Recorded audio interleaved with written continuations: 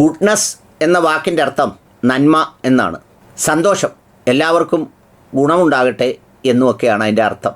സംഗതി എന്താണിപ്പോൾ goodness T വിയെക്കുറിച്ച് പറഞ്ഞതെന്ന് ചോദിച്ചാൽ, ഇന്നലത്തെ ഒരു പിൻവലിക്കാത്ത വാർത്ത നിങ്ങളെ കാണിക്കാൻ വേണ്ടിയാണ്. ദേ ഈ വാർത്തയൊന്ന് കേട്ടോളൂ. കത്തിയാക്രമണം. ക്രൊയേഷ്യൻ തലസ്ഥാനമായ സാഗ്രബിലാണ് കന്യാസ്ത്രീക്ക് നേരെ കത്തിയാക്രമണം ഉണ്ടായത്. അല്ലാഹു അക്ബർ എന്ന് ആക്രോശിച്ചുകൊണ്ട് കത്തി ഉപയോഗിച്ച് 34-കാരിയായ സിസ്റ്റർ മരിയ തത്യാന സ്റ്റെർണോയെ അക്രമി കുത്തുകയായിരുന്നു. Sisters of charity of Saint Vincent de Paul സഭാംഗമാണ് സിസ്റ്റർ മരിയ. സാഗ്രബിലെ മാലിസ്നിക്ക റെസിഡൻഷ്യൽ ഏരിയയിൽ വെച്ചായിരുന്നു ആക്രമണം. പരിക്കേറ്റ സിസ്റ്റർ മരിയെ ഉടൻ തന്നെ ആശുപത്രിയിൽ പ്രവേശിപ്പിച്ചു. നിലവിൽ സിസ്റ്ററുടെ ആരോഗ്യനില തൃപ്തികരമാണെന്ന് അധികൃതർ അറിയിച്ചു. ആക്രമണത്തിന്റെ കാരണം കണ്ടെത്താൻ ക്രൊയേഷ്യൻ പോലീസ് അന്വേഷണം ആരംഭിച്ചിട്ടുണ്ട്. സാഗ്രബിലെ പ്രൈമറി സ്കൂളിലെ അധ്യാപിക കൂടിയാണ് സിസ്റ്റർ മരിയ. ആക്രമണത്തെ തുടർന്ന് കത്തോലിക്ക സഭാ നേതാക്കൾ സിസ്റ്ററിനു വേണ്ടി വിശ്വാസികളോട് പ്രാർത്ഥന ആഹ്വാനം ചെയ്തിട്ടുണ്ട്. ക്രൊയേഷ്യൻ സർക്കാർ അന്വേഷണം ആരംഭിച്ചിട്ടുണ്ട്. സിസ്റ്ററെ ആശുപത്രിയിൽ പ്രവേശിപ്പിച്ചിട്ടുണ്ട്. സിസ്റ്ററെ ശരീരം മുറിഞ്ഞിട്ടുണ്ട്. സിസ്റ്റർക്ക് ശരീരത്തിൽ ഒരുപാട് മുറിവിൻ്റെ പാടുകളും സംഗതികളും ഒക്കെയുണ്ട്. കത്തോലിക്ക സഭയിലെ പ്രധാനപ്പെട്ട പള്ളികളിലുമൊക്കെ പ്രാർത്ഥനയ്ക്ക് ആഹ്വാനവും ചെയ്തിട്ടുണ്ട്. ഈ വാർത്തയാണ് ഗുഡ്നസ് ടി വി കഴിഞ്ഞ ദിവസം സംപ്രേഷണം ചെയ്തത്.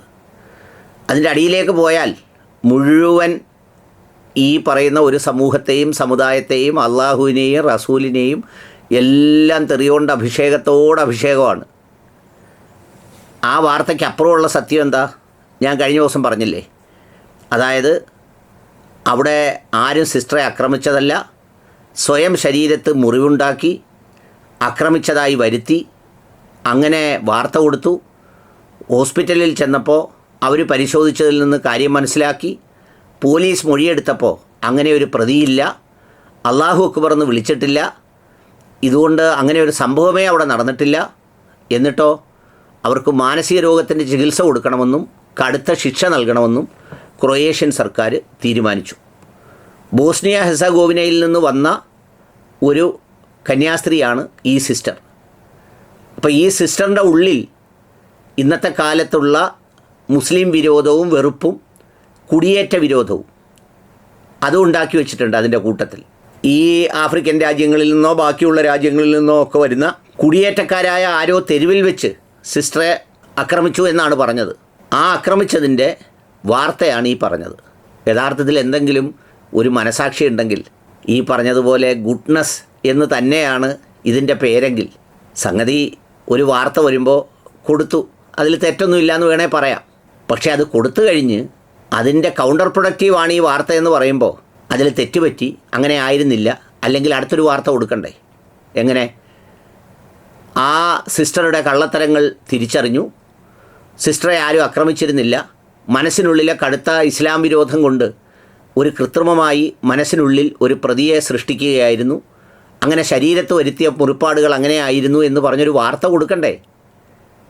അങ്ങനെ കൊടുത്തില്ല. കാരണം ഇത് കൊടുത്തതിൻ്റെ ലക്ഷ്യം അപ്പോൾ പാളിപ്പോവും. സത്യമറിയിക്കലും സത്യത്തെ അറിയിക്കലും ഒന്നും അല്ലല്ലോ. പ്രധാനപ്പെട്ട സംഗതി എന്താണെന്ന് വെച്ചാൽ, നമ്മുടെ നാട്ടിൽ ഒരു ഭിന്നത ഉണ്ടാക്കണം, അങ്ങോട്ടും ഇങ്ങോട്ടും ക്രിസ്ത്യാനികളും മുസ്ലിങ്ങളും തമ്മിൽ കൊമ്പ് കോർക്കണം, അടിക്കണം, അതിൻ്റെ ഒരു ഗുണം കിട്ടണം.